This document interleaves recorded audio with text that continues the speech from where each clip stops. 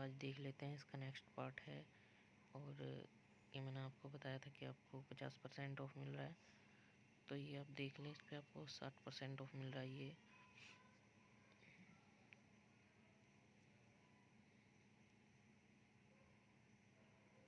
219 का MRP है और आपको ये लेस करके 60% लेस करके आपको 119 का पड़ रहा है।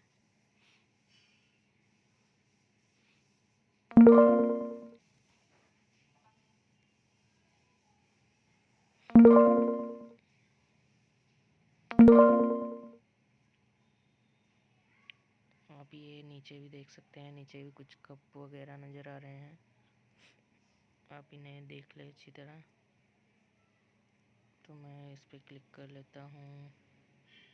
599 रुपीज़ का MRP क्या है, ये आपको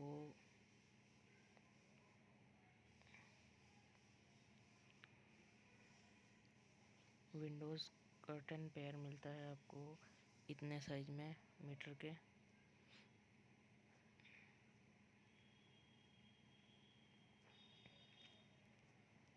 अदरवाइज आप कुछ और मैट वगैरह ख़रीदना चाहते हैं तो मैट भी ख़रीद सकते हैं इस साइट से। मिलंग टेक्सचर भी, तो ये बाय करना चाहते हैं ये भी बाय कर लें।